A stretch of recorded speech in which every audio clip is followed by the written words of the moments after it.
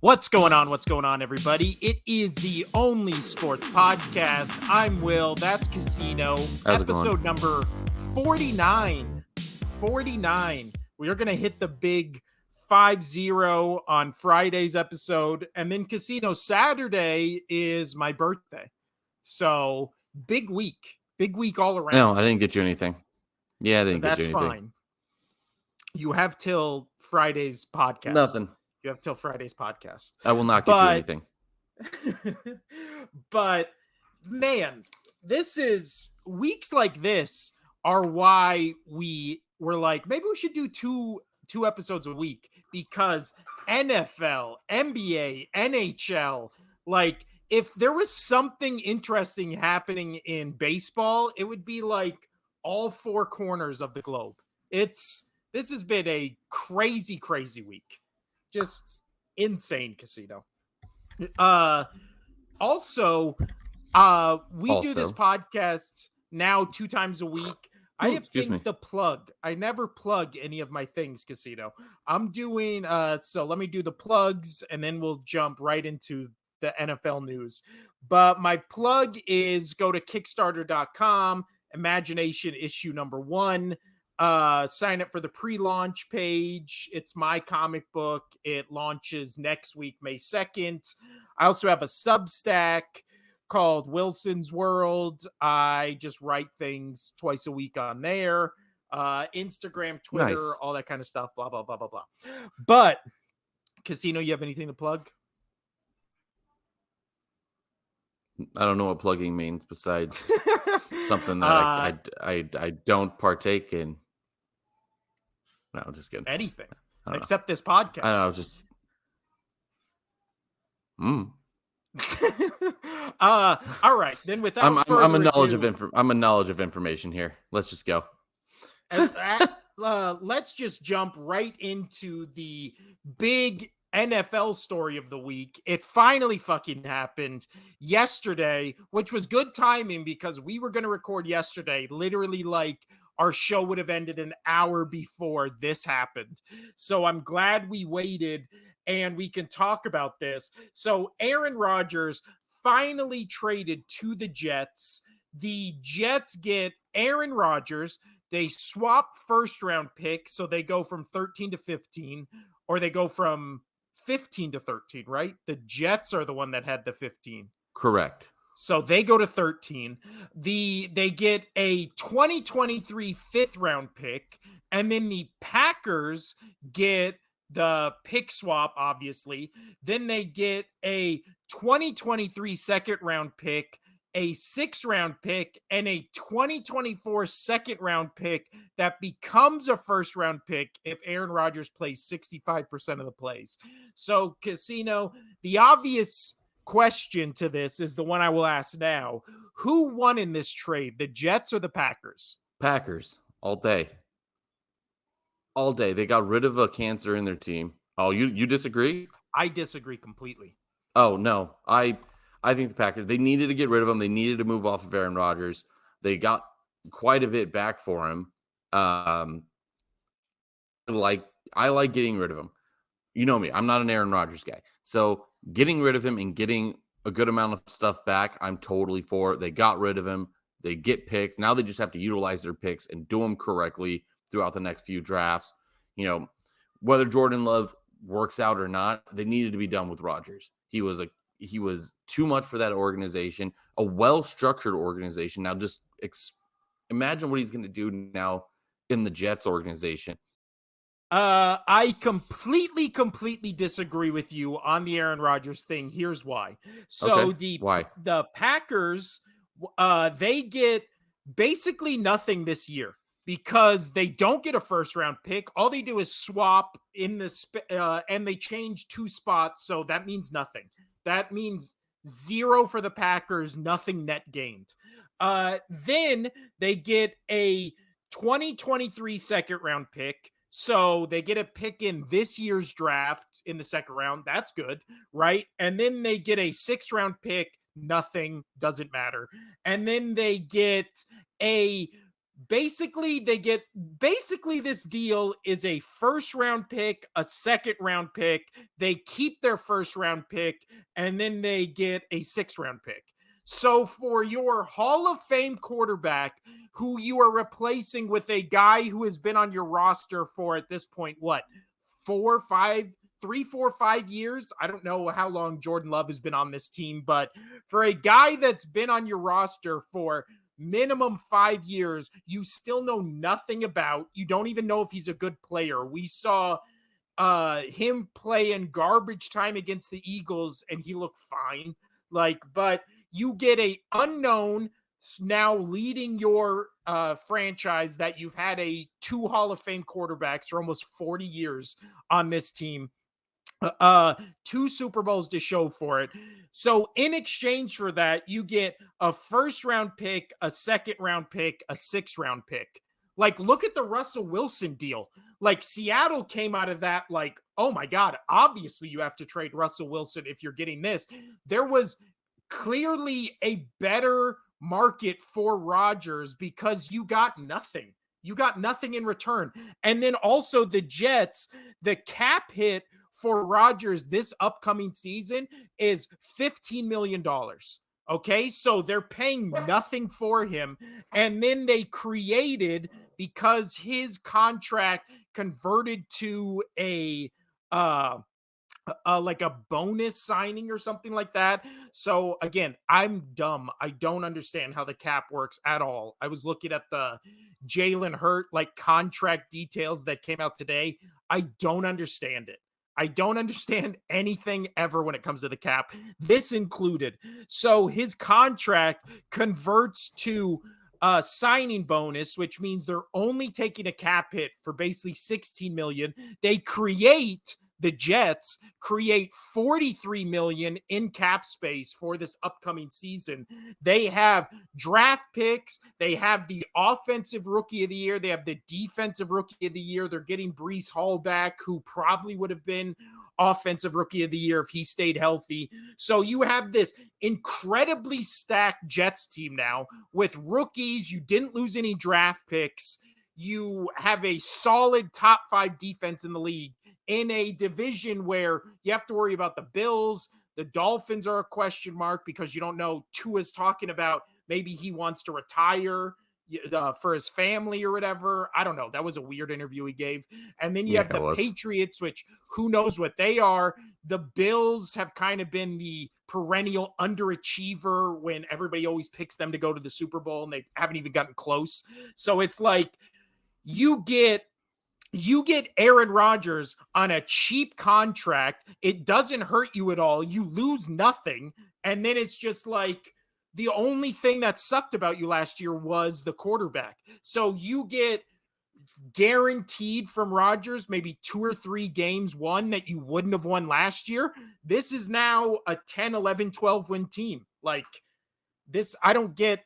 And for the Packers, it's 12 is 12 is too high. I don't think the Jets, especially in that division. I mean, yeah, you were saying we don't know what the Patriots are. Just wash my team, call them the last in the division. Most likely what's going to happen. The only thing good for them was their defense. On to shit right now. So you still have the Dolphins and the Bills. I could see that easily being split there. Here's another thing. Rodgers hasn't played against these teams that much.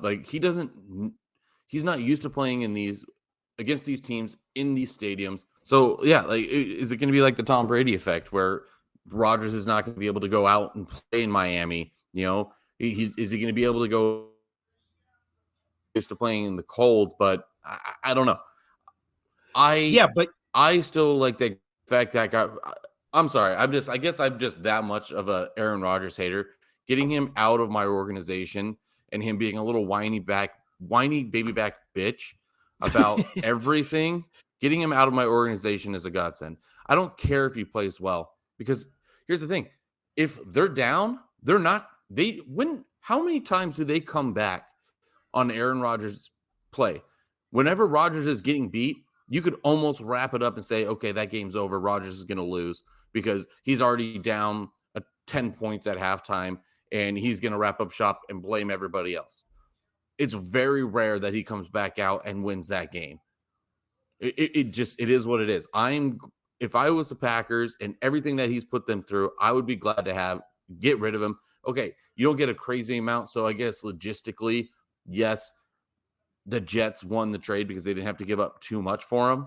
But if I am the Packers organization, I am extremely happy to get him finally out of our place and we can move forward and start the next part of our franchise, which again has always been ran well. So say Jordan Love doesn't work out, they're still going to be able to figure out, get a quarterback eventually.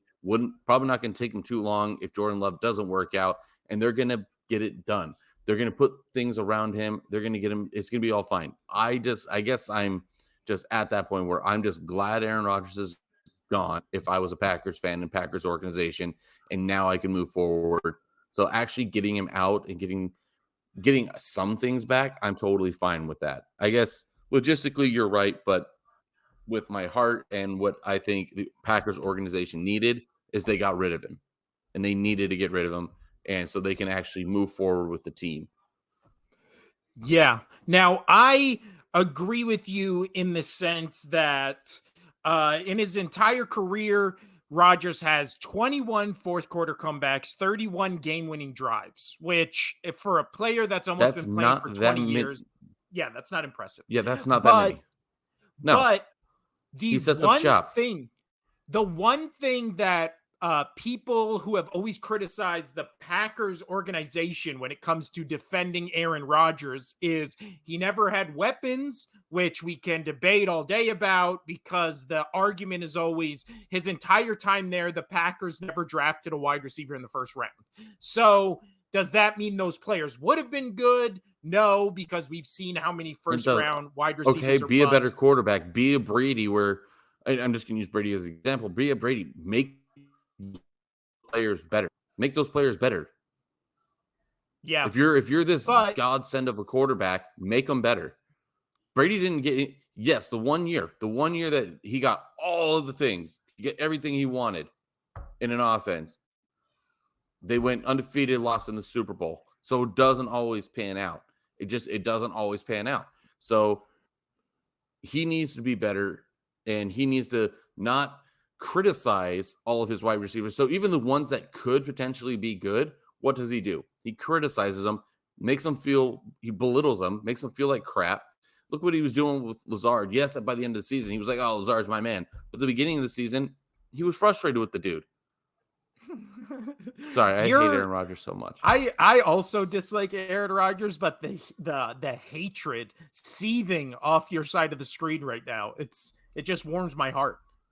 My dog also got my blood boiling there, so now I'm just even more angry.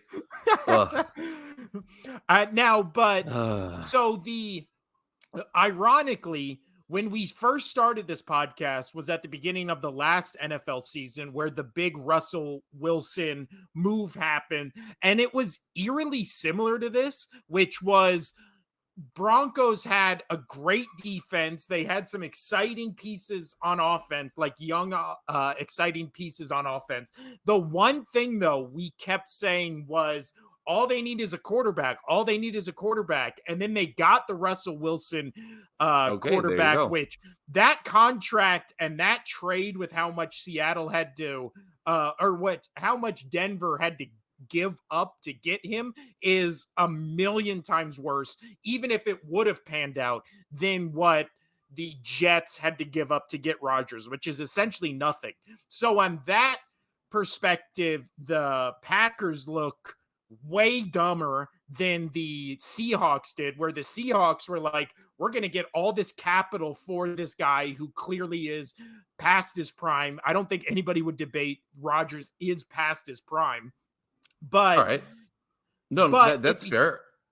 Well, the two ends of the spectrum are Russell Wilson, what we're talking about, or on the other end, it's Tom Brady, it's Matthew Stafford, it's these older veteran quarterbacks going to teams already built, and then Stafford within 2 years had a Super Bowl, Brady within a year had a Super Bowl. So it's like those are the two ends of the coin.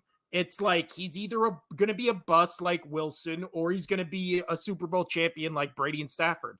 And right, but see, the difference is, and I think this is more of the issue. Russell Wilson went from the weak NFC to the strong AFC and basically finished last in one of the hardest divisions in football. Like you said, Rodgers is going from a division he has owned, right? The Vikings, Bears, and Lions have never really been competition to him, which makes his lack of Super Bowls and playoff wins even more suspect, because it's like all you had to do was That's what I'm play saying. good. And yeah. And then Stafford went to kind of a competitive division. Tom Brady went to a division which was dog shit. So it's like a quarterback moving And look from what the he did. NFC. And look what he did. He made the playoff. Brady made the playoffs on a shitty year, and he still made the playoffs. So seeing Rodgers go to a somewhat competitive AFC East, Well, definitely more than the NFC North. 100%. I don't, and he's played those teams. He knows those coaches. He knows those players. He knows what he's getting into. He's played in those stadiums. You're now going to have to shake everything up. And yes, the Jets last year were good. They had a great defense. They had a good running game, especially if Hall was in there. But we don't know what he's going to be like when he gets back. But true, that team's a good team. The Jets were a good team. They just missed the playoffs. Rodgers is going to get him a couple more games, but this whole notion of he's going to go over there and win the Super Bowl for him, I don't see it. And if Rodgers does, I'll eat a piece of paper. I don't care. It's on the books right now. I'll eat a piece of paper. Like, if he goes to the Super Bowl, he has to win it. No, he has to win the fucking Super Bowl. Okay. If you go to the Super Bowl, doesn't mean shit. Look what Brady did. He didn't. And whatever. Go fucking win a Super Bowl. Go win a Super Bowl. I do think it's interesting where when you talk about the AFC, you have the Chiefs obviously as the number one best team in the league. They're Super Bowl champions. Mahomes always takes them to either the AFC Championship or Super Bowl. So he has to beat that team. And again, with a playoff record that is suspect and playoff performances that make you scratch your head. I always think of the Cardinals Packers game where he's getting sacked and he fumbles the ball, and that's just always my thought of Rodgers in that Super Bowl. Right. I also or in the playoffs. So you didn't let me finish. I was letting you finish earlier. So about the Packers getting rid of him and not getting a whole bunch back, by the way. What if the Packers and the Jets knew this of, hey, we're going to lowball them and be like, hey, or this was the only way that the Jets would take Rodgers, and the Packers were just needing to get rid of Rodgers. And so the Jets were like, and they just, it was a low ball, and they wouldn't give the Packers everything they wanted. But it's like, hey, we don't have a quarterback, but we did pretty well last year. We'll figure this out. Like, hey, you want to get rid of Rodgers more than we need Rodgers. I don't think that's the case. I think the Jets needed a quarterback. We saw it. It is what it is. But I think the Packers were so desperate to get rid of him because if he stayed on that team, he would not give two shits to go out and play. Plus, they wouldn't play him. They're going to bench him. They would have benched him. So they needed to get rid of him. They needed to get rid of that contract. They needed to get some draft picks. Yes, they didn't get too much, but now they can move forward with Jordan Love. I think the Packers were just happy to get rid of him, get him out of the organization. And the Jets may have lowballed and said, hey, we're only going to give you this. It's, if you want to get rid of him, you got to take this deal because we're not going to do anything else. Maybe that was the reason why it took so long, is just the Packers like, can we get a little bit more? Can we get a little bit more? And the Jets were just like, possibly, no, won't do that. And the desperation of getting Rodgers out of Green Bay was more than the Jets needing a quarterback. And they knew that. It could be vice versa, but with how little that the Green Bay Packers got back, I think it was more they needed to get rid of Rodgers so they can move forward with their team. Well, I think for the Jets, it was a no-brainer. I'm just gonna call you, Aaron Rodgers lover for the rest of the year. You're so happy for him. For the Jets, the Jets, it's a no-brainer. Like literally, if what is it? If Rodgers plays 65% of the snaps, it becomes a first-round pick. So I kind of like that also for the Packers almost, because if he gets hurt or whatever, that's like insurance for them that they only lost a second-round pick. So the Packers basically just got 2 second round. Let's say worst case scenario, Rodgers gets hurt. So they got 2 second-round picks and a 6th-round pick. And then they kept their first-round pick. Like, I don't know. It just seems like not enough, but then again. Well, everybody was going to say, everybody was saying, oh, this is a minimum 2 first rounders. Yeah. What it is. So they were able to still keep their first rounder and still might not even lose another first round. So they might not even have to cost a first rounder at all during this whole trade. Yeah. Which I don't know. They're okay. So yeah. So next up, Casino, for the NFL is the draft is coming up Thursday. And the interesting note that came about, which happened, I believe, yesterday, was a random Reddit post from a random account. Okay. So literally has it's not Adam Scheffner. It's not like anybody like that. Randomly made the odds on Will Levis overnight go from plus 4,000 to plus 400 that Levis would go at number 1. As of this morning, his odds dropped from 20-1 or it was 50-1 to 20-1, open 10-1, and it has all these NFL reporters scrambling apparently that there are now odds that Will Levis goes number 1 overall to the Carolina Panthers. I don't think there's any fucking chance of that happening. Oh, hell no. It's gonna be Bryce Young. But the wild cards in this draft really feel like Levis and Richardson have just came from like random quarterbacks who are now projected to go in the top 5, even though they didn't do anything in college. But right. But we've already talked about this on a previous episode. Like Bryce Young, he's going to the Panthers because it doesn't matter if he pans out or not. You take the chance on him because if he doesn't pan out, he doesn't pan out. But if you don't take him and he goes to another team and he's just amazing, then you took a chance on a different guy. They'd be like, you had the chance to get Bryce Young and you didn't.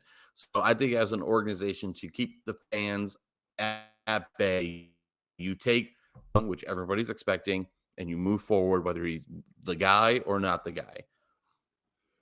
Yeah. And then my pick would have been CJ Stroud, just because I think he's played in a big time organization. He's got the size, he's got the arm, all that kind of stuff.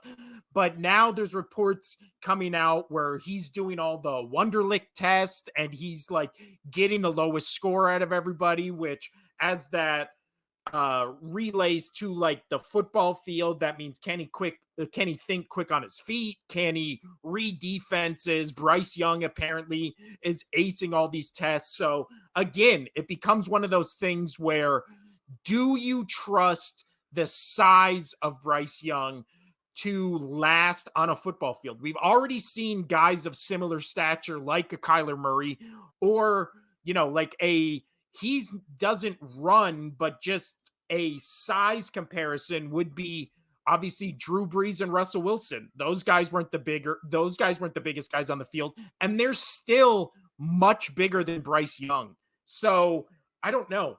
Does a tiny quarterback work in the NFL? Because so far, Kyler Murray, like, it's kind of not working in Arizona, and they gave him a shitload of money, and now he's always injured, he's banged up. But when he's on the field, they're screwed. I don't know. If you're the Panthers, especially giving up that much to move to the number 1 pick for a guy who is smaller than me, and I'm like not a giant, massive guy. I don't know, Casino. But if you were the Panthers, you would take the flyer on Bryce Young. Yeah. I think you have to. Yeah. I feel like I would. Dude, Bryce Young, he's 6 foot he's 6 foot dead, dead even, which I think is one of those things where it's like he's actually shorter than that, but like all his agents and stuff are like, no, he's 6 foot. He's 6 foot, but he's only 194 pounds. I'm 6'1", I'm 210. Like, and I'm not a big guy. If I was playing in the No, NFL, you've got a nice chin. I got two. But You've got two. Look, you can see mine. You even put it in our thumbnail all the time. Yeah, because it's a great picture. And I'm gonna screenshot that one and put it in other pictures. But it hurts every time. But it strains all the muscles here. It's all I mean, it looks great. But Casino, we're not really like draft guys. I've been into watching the draft, but besides all like the known guys, I'm not like a scout or like get deep on any of this. I just like watching the draft where they tell you all that information. As soon as my team picks a player, anything that's like out and you kind of know some player positions you need, and you may not know like all of them. So like, I know the Patriots need X, right? And so I'm like, okay, I know that I've heard of this player and this player and this player in college, and I'm sure they're probably going to they're up there. And so whenever they come across the board, I'm like, oh, we got that. Cool. But for the most part, that doesn't happen because Patriots can't draft worth of shit. But whenever I see a player come up that they draft, I immediately look them up, see how they go. The one that I did not have to look up was Ramondre Stevenson. We all know about that. Hey, we all know about that. There you go. Speaking of running backs, I'm all on team Bijan Robinson for the Eagles. If they draft him at number 10, there's reports today that the Eagles may be attempting to move up to get, I believe it's Jalen Carter out of Georgia. I'm fine with the Eagles taking offensive line, defensive line, or Bijan Robinson. Those are the only 3 picks. Outside of that, I will be furious. Well, what was the one the other year where it was like a wide receiver that you wanted and they picked a different wide receiver and you lost your mind? The wide receiver I wanted was Justin Jefferson. How'd that fucking turn out? He was sitting right there. Right. And this revisionist bullshit history of like every Eagles fan wanting Justin Jefferson is such bullshit. The entire like Reddit, Facebook, Twitter universe of Eagles was like 90% don't take Justin Jefferson, 10% take Justin Jefferson, because they kept saying, and the thing I kept reading about him is he's just a slot wide receiver. It's not going to transfer to the NFL. It's not going to transfer to the NFL. Like this garbage, like revisionist history of like, everybody in Philadelphia wanted Justin Jefferson and they knew he was going to be great. Like, no, they didn't. Like, I wanted Justin Jefferson. I didn't think he was going to be this great, but I was like, he played at LSU. He looked way better than all the other wide receivers. We just need some tall guy. Like, get me Justin Jefferson. Now, I will say, 99.9% of the Eagles fandom did not want Jalen Reagor. I was one of them. When that draft happened and he got drafted like that, and it was like Jalen Reagor out of TCU, you see the Vikings draft room laughing at the Eagles, and then they immediately take Justin Jefferson, and now he's in contention for MVP every fucking year. And then Jalen Reagor's basically out of the league. So that was a giant hit and a miss, but then they made up for it by getting AJ Brown and Devontae Smith. So again, just don't do anything stupid. Get Bijan Robinson, move up and get Carter, get a win in the trenches. We have weapons. I don't know. I'm confident in this Eagles organization now, even though for a couple years there, it was really dark days, Casino. But now it's time to move to the NBA. And I have all these notes on all these games, but know what's the only fucking game that matters? Hold on a sec. Chill. Let's chill. Breathe for a second. I brought up the whole wide receiver thing is because I just love pressing the hot button for you because I know how to trigger you. and is the greatest thing. That's why I was smiling, and then had tough technical difficulties because my toaster. But I just wanted to throw that in there because I was on the back end of my computer here trying to figure out why it was so slow. There was like 2 things running that weren't showing that they were running. Because I can only have one thing running at one time. So I was like, let me put them on a rant for a second. So here's this. I'm gonna lob this up to you, and then now I'm good. And everything looks good. My computer's not slow. It worked out. It worked out in the end, but yeah, there was a couple dark days there for a while where Justin Jefferson was just it's still doing great things. But now we have AJ Brown. Now we have Devontae Smith. I'm fine with it. I'm fine and with now it. We're moving into the NBA. And no, and you say that's the only one that wasn't. You say the Miami Milwaukee was the only one worth of note. I mean, the other one went into OT. That was a fun game. That was a fun game, but we started this podcast, Casino, in a year that just gets like we get to talk about all the things in sports that I like, right? My Eagles being undefeated. Yeah, I know, because you talk about a lot. You talk a lot, so it's perfect. If the Eagles would have won the Super Bowl, this would have been the best year to start a podcast, maybe ever, for my interest. And then, so the Eagles, they get the letdown. And then it's like, we go into these NBA playoffs. My 2 favorite things are the Sixers, who do a gentleman's clean sweep of the Nets, even without the MVP playing. And then all these other teams, I was like, oh, Bucks are going to sweep the Heat. They have like no depth. And then they get 2 players injured. They get Oladipo. They get Hero just knocked out of this series. And then they're down. Or no, they are shockingly up 2-1. And then it's like, oh, well, Giannis is back. They're playing with like 11 players. I thought with Giannis being back, I thought it was over. Yeah. It was 2-1. They were going to go into Miami. Everybody was like, well, Giannis is back. They're going to win the next 2, make it 3-2, and then close it out at home, blah, blah, blah, blah, blah. And then, you know what we doubted, Casino? We doubted my favorite NBA player. I've said this for fucking years. I love Embiid, but my true love, and you know this, my true love for NBA players has always been Jimmy Butler. I fucking love Jimmy Butler. Every Sixers fan hates the Heat and fucking loves Jimmy Butler. Everybody loved him when he was on the team. And then the Sixers, because they're fucking dumb, chose Tobias Harris and Ben Simmons over Jimmy Butler. How's that working out for you?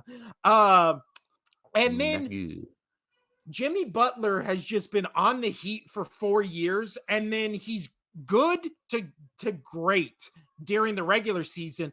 And then when he gets to the playoffs, he just becomes the most efficient, best fucking player on the planet with like garbage around him. Garbage. Last night, for those who don't know what the fuck I'm talking about, last night the Heat played the Bucks in Miami.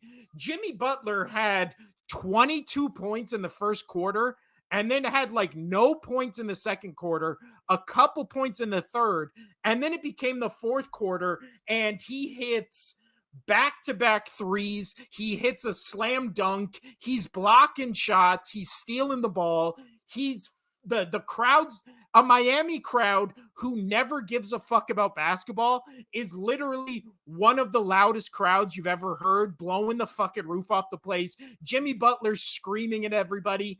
It was amazing, Casino. Amazing. Jimmy Butler goes 56 points, 9 assists, 2 rebounds. Everybody else on his team, you had Adebayo got 15. Vincent had 10. Martin had 12. Nobody else had double digits in any category. I'm talking points, assists, or rebounds. There was 2 guys with 9. One of those guys was Jimmy Butler. Everybody else did nothing. Butler. He won the entire game. And then you had Giannis absolutely come phenomenal. Back. Giannis is actually, and he had a great game. He puts up a triple-double. No one gives a shit.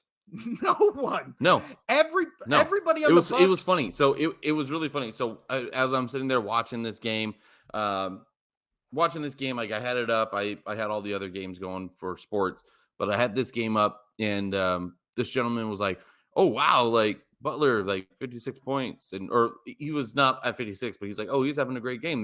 They're coming back. They can win this game." And the I'm person was blowing like, up "Oh, your phone. What's up?" I said while this was happening, I'm also blowing up your phone, Oh yeah, confessing how much I love 100%. Jimmy Butler. Yeah, You were, but it was great. So like this guy was talking to me about this, and he was like, obviously he doesn't know much about basketball, and he wasn't saying this like as a Heat hater or a Bucks lover. He was just like, well, Giannis is not playing, and the Heat, they're gonna go well because Giannis got injured. I saw, and I was like, he's in this game, and he was like, no way, and I was like, he's in this game.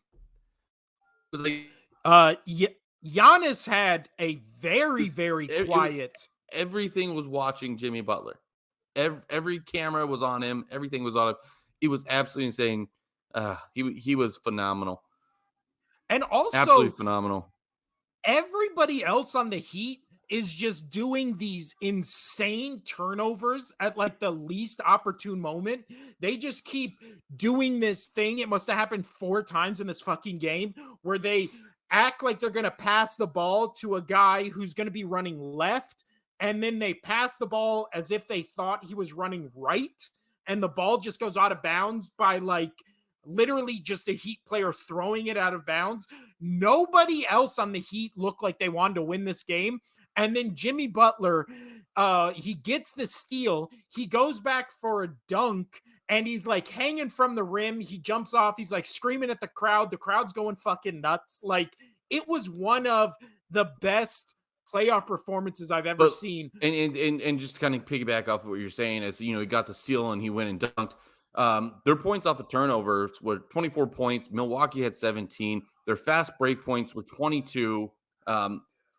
They had a lot of baskets in transition off of either fast breaks via turnovers or not, but they were hustling the entire game. Yeah. Yes, I mean, mostly it was all Jimmy Butler, but a lot of people were passed to him because it was like, give him the goddamn ball. He's scoring everything. But that was something that I noticed is the pressure. They were up and down the court. They weren't lollygagging. They weren't taking time every time they got the ball. They were pressing, getting the ball down the court and getting it in the basket. It was fun to watch because that was something, being a running Rebel fan for basketball, that was how a lot of teams were, is a fast-paced style. My second favorite team in college basketball is Wichita State, because there was a point there when they were really good. They were playing really good, fast team basketball. And that's what I enjoy watching about basketball. I don't like this slow play, pass it around the perimeter until you get a three-point shot. I can't stand it. I want to see fast play, passing, maneuvering through players. I want to see people crisscrossing through the blue paint. I want to see movement. I want to see fast basketball, because that's what's exciting. That might be just my soccer and hockey love coming out, because I like those fast-paced games. But well, no, and that's why everybody loves watching the Golden State Warriors, because their entire offense is let's fast break and then pass the ball 4 times and hit a 3.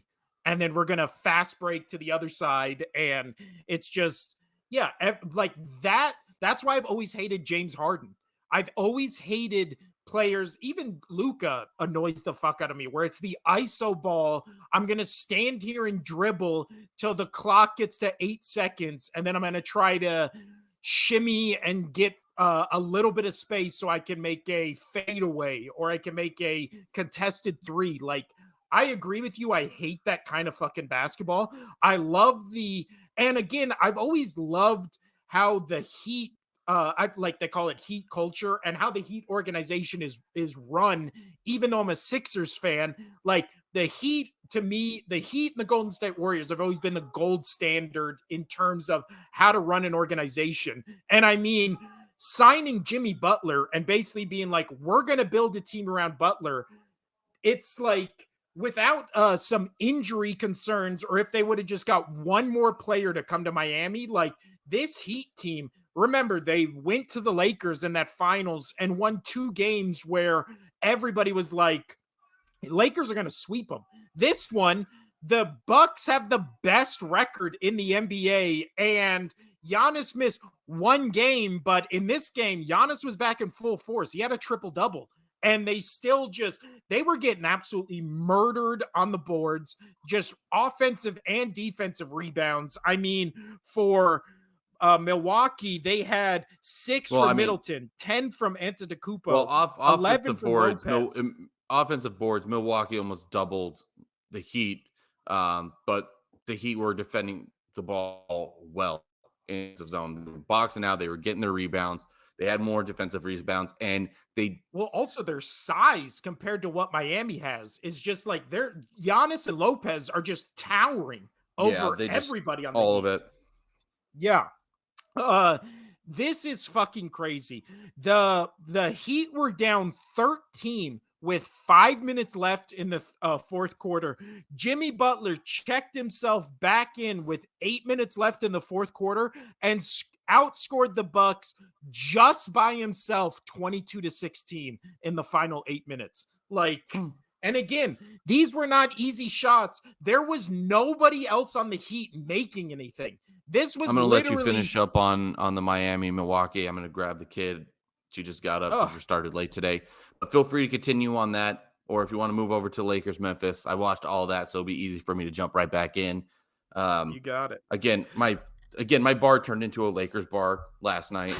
I was getting yelled at and chirped at as soon as the Golden Knights game ended. Was just, all right, Lakers. And I have the pad in my hand to change it. And I finally looked at one of my regulars. I enjoy him, but he's a Laker fan. And he's yelling at, change it to the Lakers game. And I have the pad in my hand. I just look at him and go, if you don't shut, and there's other people there. And they all know and that we're all just messing around. I'm like, if you don't shut the fuck up, I'm going to turn everything to NHL Network and we're going to watch highlights of the NHL today. You good? I was like, I just grabbed it. The Knights game ended literally 15 seconds ago. Give me a second. Because he was yelling for the Lakers game the entire night. And he was like, yeah, I'm good. And I was like, okay. And I changed it over. And as soon as I changed it over, he just kind of sat down. And then 2 minutes later, they did a good play. And then he starts screaming. And I was like, fine, you're good now. But relax. You had to literally give me 20 seconds to grab the pad and change all the TVs around and the sound. Laker fans, man. Can't stand them. Them.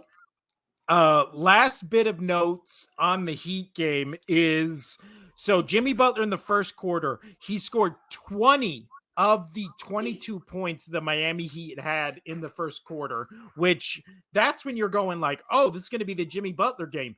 And then he kind of disappeared for the second and third quarter. I mean, he was still hanging around, but that's when Milwaukee started getting the 10-point lead, and then it got back down. And then they got a 10-point lead, and then it got back down.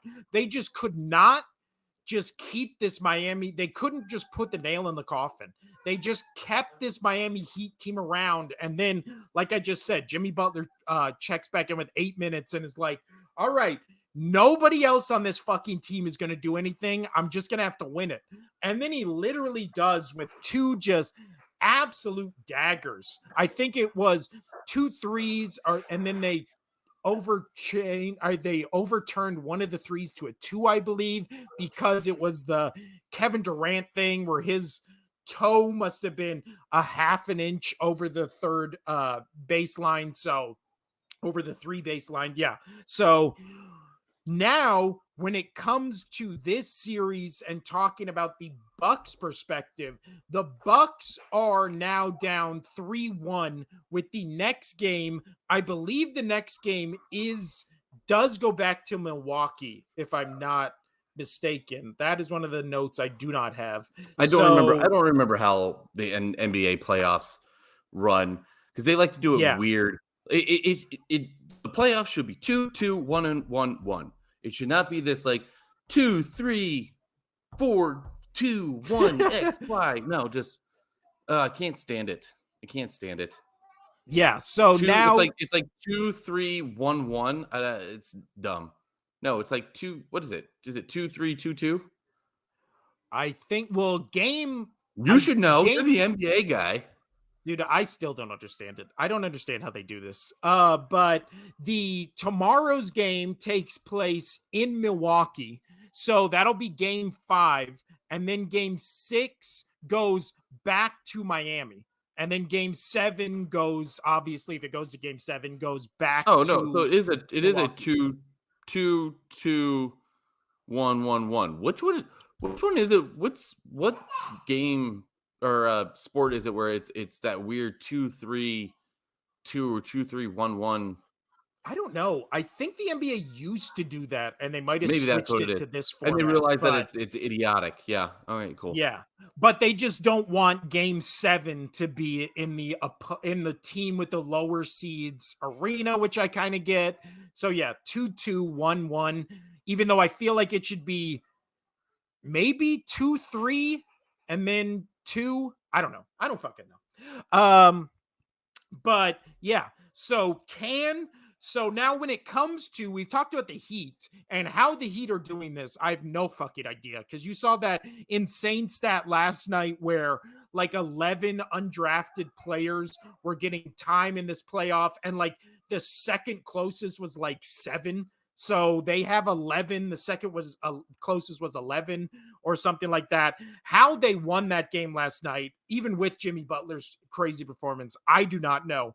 But now it comes back to, with Giannis back, and obviously the Heat down so many of their good players, right? They're down their 2 other best players on this team. Can Miami win one of the next 2 to make it, or can they win one of the remaining 3. games to win this series? So there's 3 games left. Can they win one of the next 3? I think so. I think so too. I mean, only Butler has to do is just do one of 3 nights, do just what he just did, and you're good. You're golden.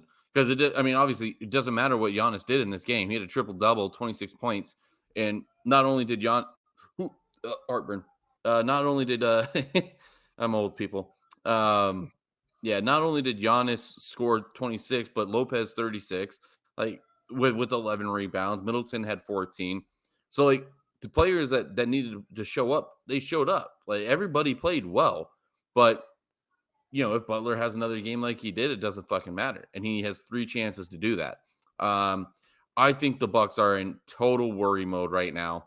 Yeah, I would be scared if I was them. Well, I also think if you're the Bucks, you have the built-in excuse for the other games Miami won, where it's like, oh, Giannis was hurt or he didn't play in those games. This one, it's like you just said, Giannis not only played, he played pretty damn well, and the Bucks did what they do to a bunch of teams, which is use their size to their advantage to get second chance points on rebounds, both offensively and defensively. So then it's like, when you get all the ingredients, obviously Lopez, Middleton had pretty good games. So the Bucks played their style of basketball and got good performances by all their starters, and they still lost a game they should have won. And I know it's on the road, but also Jimmy Butler, this was the 4th most points in a playoff game in NFL history. Number 1 is Michael Jordan with 63. NBA, wrong sport. And NBA. Yeah, sorry. Yeah, but it also set a franchise. It also was a franchise record for the Heat, and that's when they even had LeBron. They had all those LeBron, Wade, Shaq. and why am I thinking? What's the alien's name? Bush. Yeah. Bosh. Yeah, Chris Bosh. He looks like an alien, by the way. Just saying. But so Michael Jordan is the number 1 with 63 points. Elgin Baylor's second with 61. Donovan Mitchell with 57. And then you have 4 guys, now Butler included, or 4 with Butler included, who scored 56. That was Butler, Barkley, Michael Jordan again, and then Wilt Chamberlain. So really, again, can't give enough credit to how great of a game and performance that was. And now this series, we're at the beginning of it, I was like, oh, it's probably going to be a sweep. Maybe the Heat win 1 game. It's the 8th seed against the number 1 seed, and the Bucks are reeling. Like, again, Miami just needs one more in this series. And like you said, Casino, I think if Butler even gets, maybe he goes for 35 or 40, I still think they can win. They literally just need one player on their team to score 20 points, maybe get a couple more rebounds, and they can actually win this series, which is fucking incredible. Incredible. Yeah. And I mean, I don't think they could do that to every single team in the East. I think they got a little bit lucky though that Giannis was hurt, but trying to run into like the Celtics, whatnot, or the Sixers, like, I don't think they can get past that. If Miami wins this, they would play the Celtics in the next round, but they've kind of had the Celtics number this season. So that might be another thing where it's like, how long can Butler do this? Can he have another 2020 season where so what you're saying is can he pull the Steph Curry where he put everybody on his back and he won them a championship? Yeah, basically. I mean, Butler's one of, you look at comments on any NBA post on any social media when it comes to LeBron, it's a 50-50 split of whether people love him or hate him. You look at any NBA post on Jimmy Butler, it is 100% consensus. Everybody fucking loves Jimmy Butler. So he is just one of those players where teammates love playing with him. He's great when he plays. He turns it on to another level that is almost mythic at this point during the playoffs. And it's like, even teams he's left, like the Sixers, he left not on good terms, but they weren't like bad terms. But every Sixers fan on the hated Heat is like, I fucking love Jimmy Butler. And I'm one of them. Like, just there's nobody roots against him. And then afterwards, he's doing an interview and they're like, hey, the crowd was chanting MVP. Like, how'd that make you feel? And then he's just like, I mean, I'm flattered, but the MVP this year is Embiid. Like, and then he just talks about how great his team was. Like, Jimmy Butler's the best. I love him. This cemented my love for him. Like, he's the best. Let's move over to the other game that happened that night or last night, which was Lakers Grizzlies. We had game 3 happen on, I believe, Friday night, where Ja went off, but still Davis and LeBron put up 31 and 25, kind of held off the surging Grizzlies to keep the victory. But then let's move to last night's game, where game 4, Morant has kind of a pedestrian 19-7-4. Desmond Bain comes out of nowhere and puts up 36, 3 and 7. But the game, and then you also had Brooks, who did 11, 4 and 5. Again, the Grizzlies, much like the Heat, are kind of just plugging guys in because they've been hit with injuries. You had all the Morant shit. We all know the issues with the Grizzlies, especially towards the end of the season. However, what happened was LeBron, 22 points, 7 assists, 20 rebounds. Like, for a guy at his age who's been in the NFL that long, like, that's maybe one of the most impressive stat lines you're going to see if in this NFL or NBA playoffs if your name isn't Jimmy Butler. Like, that was a fantastic LeBron game, but unlike Butler, he got help from Vanderbilt, who put up 15, Reeves, who put up 23, Russell, who put up 17, Schroeder, who put up 12, and then Davis basically vanishes the entire game, is just a corpse on the court. He plays almost the whole game, does nothing.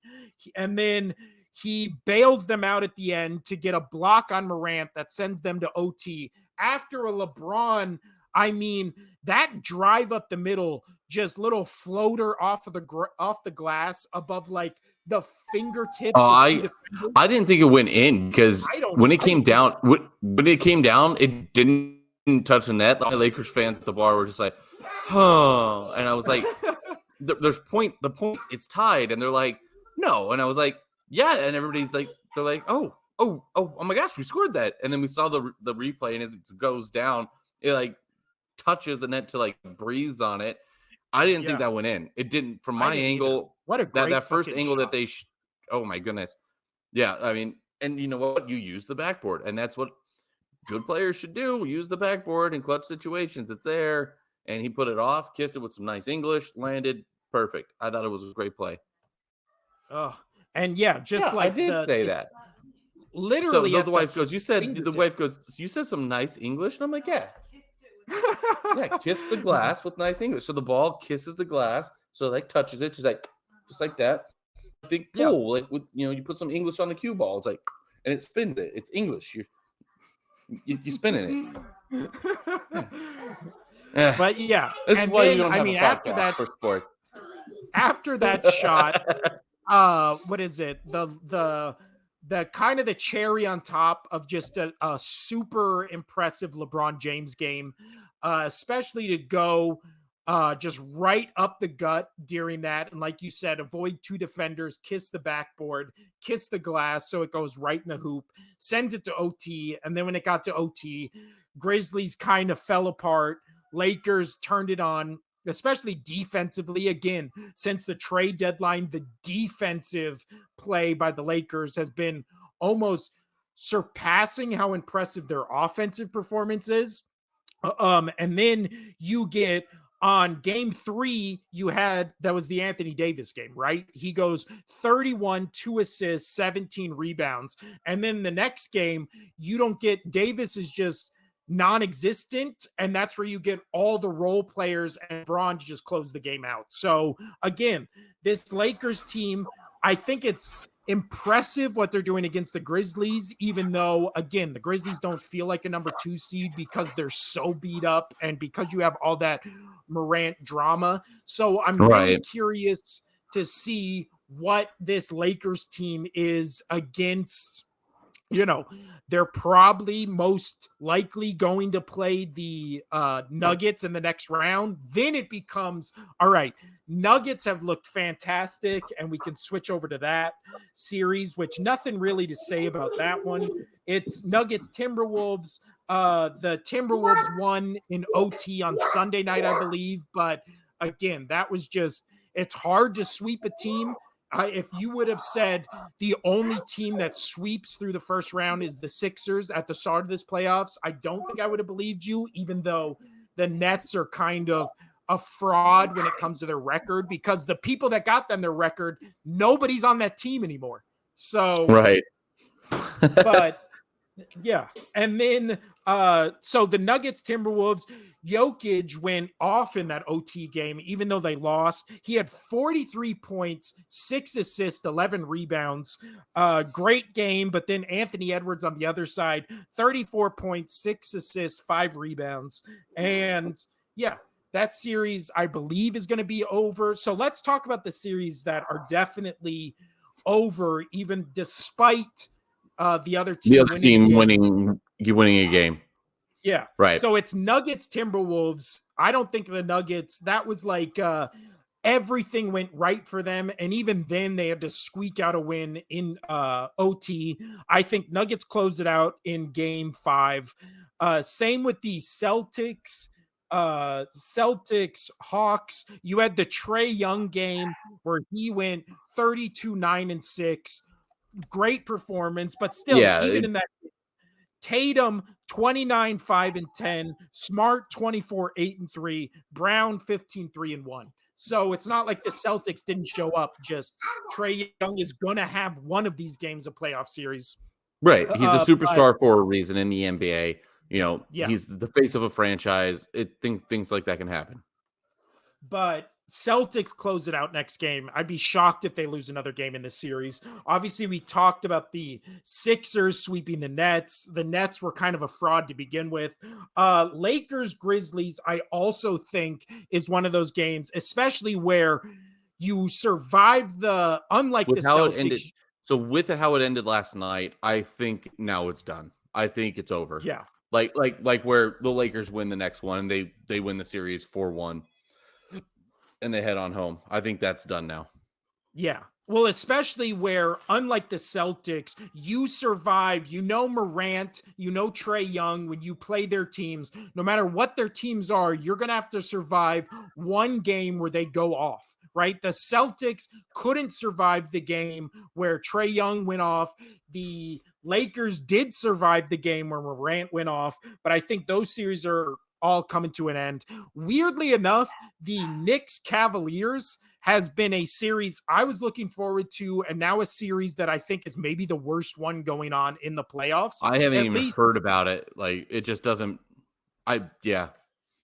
These games have been so boring. Nobody's asked to watch them. Weirdly, the Knicks have won the last 2 games, and it's been Brunson of all players. The last one, he went 29-6-6. Julius Randle has kind of disappeared from this team, even though he was the face of it kind of throughout the last 2 seasons. Mitchell is still, he had a good game, and then he followed it up with an 11-point performance in 42 minutes on the court. Like, the Cavaliers are good. They're not that good where they can survive a game where Mitchell just decides not to show up. So the Knicks, I've been impressed with their defense, shutting down the Cavaliers almost like every other quarter, it seems, where they're just like, you're not scoring anything. So that one, surprisingly, I thought that might go 7 or at least go 6. This one looks like it's going to go 5 and close out after next game. Now the 2 series left we have to talk about, which are so Suns Clippers, I think is also done, but the reemergence of Westbrook in this series is, I think, all the talking point. In their last game, where it was Durant goes off for 31, 6, and 11. Booker goes off for 39 and 7. The Clippers, without Paul George, who is still yet to make an appearance in this series, and then a Kawhi Leonard, who is, again, like Jimmy Butler, where he almost becomes a mythical figure in the playoffs. The only issue is, unlike Butler, he never fucking plays the game. So he is maybe the best player in the playoffs, and then he gets hurt again, and it's just like, oh, okay, well, the Clippers are done now. Like, they might have been able to stun the Suns, but then you have Westbrook being now the only offensive weapon. Again, when he was on the Wizards, when he was on the Lakers, he couldn't do anything. They would leave him wide open for like even deep 2s, and he's not making it. All of a sudden, he goes off 37 points, 6 rebounds, 4 assists on a Clippers team that has nothing. Like, against a Sun team that's pretty damn good defensively, as good as they are offensively. Like, the story coming out of this is, yes, the Suns are going to win this series, probably 4-1. But you have, Westbrook just making his presence known. With that, Westbrook coming back, do you really think that, let me ask you this, do you think that he was the problem on the teams, on like when he was with the Lakers and whatnot? Or do you think that, do you think that the Lakers made him worse, and all that negative talk about him just kept getting in his head, and he just kept turning over, and then now with the Clippers, like, people are like, forget about that team, forget about him, since he's not under the spotlight of the Lakers. Now he's actually reemerging. Do you think that's the thing, or what is the reason for Westbrook's success going to the Clippers?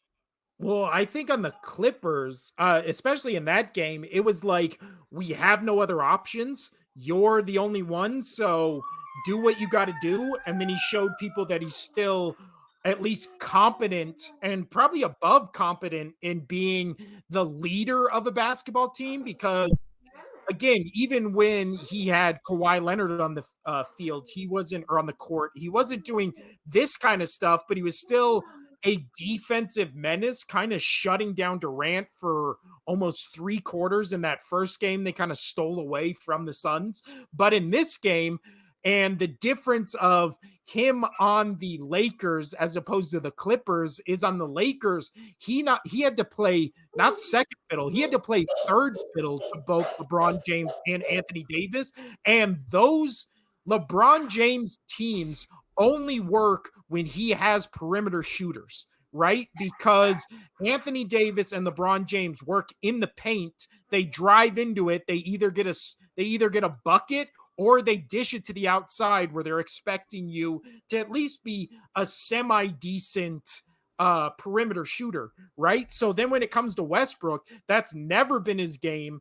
And the longer he plays, it's almost impressive at how bad he's gotten as a perimeter shooter because he was never good to begin with. Now he's like we said that we were talking about the one game they won where it was mostly in part to him defensively.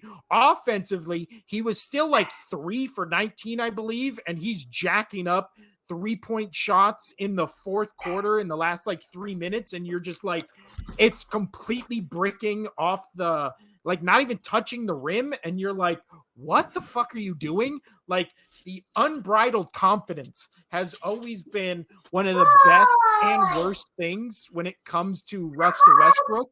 Is he believes he can make every shot, which is nice, but he doesn't. Like, so the reemergence of Westbrook has been fun, but this series is over. And then the last game we have to talk about, Casino, or the last series, I should say, is the Golden State Warriors and the Sacramento Kings. Just like myself and many predicted, the Golden State Warriors at home are night and day difference than what they are on the road. They win 2 games back to back. This game, the last game that is, where De'Aaron Fox still went off for 38, 5, and 9. Monk had 16, Murray had 23. And then you had the Golden State Warriors doing uncharacteristic things like Curry calling the phantom timeout when they had no timeouts left. So they get a technical foul on that. And then the Sacramento Kings have a chance. De'Aaron Fox dishes it out to, I believe it was Barnes. Barnes misses a 3 after a Steph Curry miss, which was almost catastrophic. And he's trying to do a little floater in the paint for 2.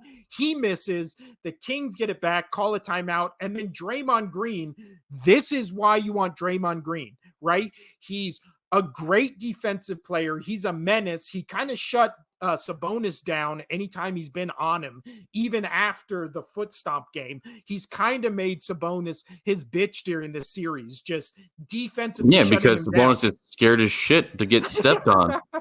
That's why. I mean, hey, that's exactly. Like, so that's why I was surprised in game 3, or not game 3. Game 4. Game 4 that he did not come. That they did not win. No, it was game 3. I expected game 3. That's the one he didn't play. I still expect him to. I was about to say the Grizzlies. Warriors. Why am I? Warriors. Thank you. Oh my gosh. But the Warriors to lose that game, I thought that the Kings were going to take that because Green was out. But now that he's in, and exactly, that's what I saw in game 4 was Sabonis. He was scared as hell. Like I would be too. You got Green suspended for a game. Of course he's going to come back and bully you and be a presence and breathing down the back of your neck. And that's why he looks like he's made him his bitch, just because he's scared about it. I mean, I would be. If you have Green behind you going, hey, I'm going to step on you again. Hey, I'm going to step on you again. I'd be scared too. But then again, you're getting really the best and worst of what Draymond Green is, and kind of always has been. So he's a person. It is good. Like for a team, you want yourself. I mean, it's like a hockey thing. Like you want an off the bench thug. You want somebody to come out there. We call them enforcers in hockey. You want an enforcer to come out there and just beat the living crap out of you, and have those players that are on the court at that time to be scared to step on the court with you. Yeah. And it is really weird. I know a lot of people have said this, but when you're watching it, it really does feel like the Warriors of the past facing off against their future selves. Like the Sacramento Kings feel so much like what the Golden State Warriors used to be. And now the Golden State Warriors just feel like them, but with more experience. And you're just getting like great games. I wouldn't be surprised if this series goes 7. I think the Kings. Well, I mean, Golden State won by a point last game, so it wasn't by much. It was really close. No.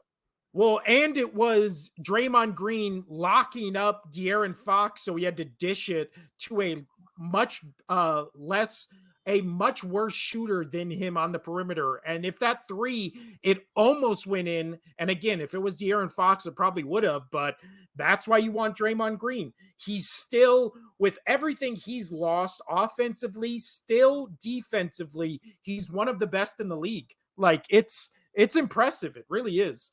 And Casino, on that note, we can switch over to NHL playoffs. I mean, both the NBA and NHL playoffs this year have just been fucking phenomenal.